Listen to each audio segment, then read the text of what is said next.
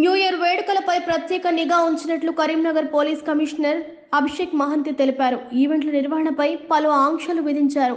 వేడుకలు నిర్వహించాలి అనుకునేవారు ఖచ్చితంగా పోలీస్ శాఖ నుంచి అనుమతి తీసుకోవాలని సూచించారు. న్యూ ఇయర్ వేడుకలు ప్రశాంతంగా జరుపుకోవాలన్నారు. మద్యం సేవించి వాహనాలు నడిపితే కఠిన చర్యలు తీసుకుంటామని హెచ్చరించారు.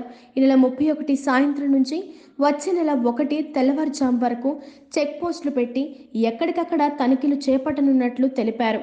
ర్యాష్ డ్రైవింగ్ పై పోలీసులు ప్రత్యేక దృష్టి సారించనున్నారు. ఇప్పుడు నూతన సంవత్సరం అంటే 31 డిసెంబర్ సెలబ్రేషన్స్ చేయాలని చాలా మంది అనుకుంటారు.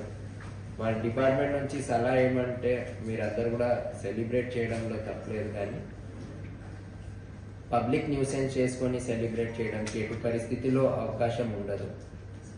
ఈవెంట్స్ ఎవరైనా ఆర్గనైజ్ చేస్తే వితౌట్ పర్మిషన్ వాళ్ళపైన కేసెస్ నమోదవుతుంది.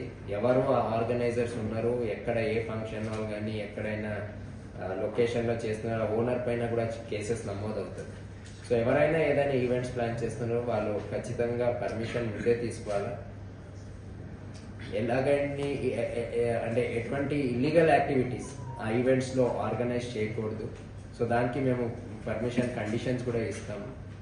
అలాగే రోడ్లో వచ్చేసి న్యూసెన్స్ చేసుకొని జనరల్ పబ్లిక్ ఇబ్బంది పెట్టుకొని అలాగే యాక్టివిటీస్ చేస్తే మాత్రం మేము కూడా కఠినంగా చర్యలు తీసుకుంటాం.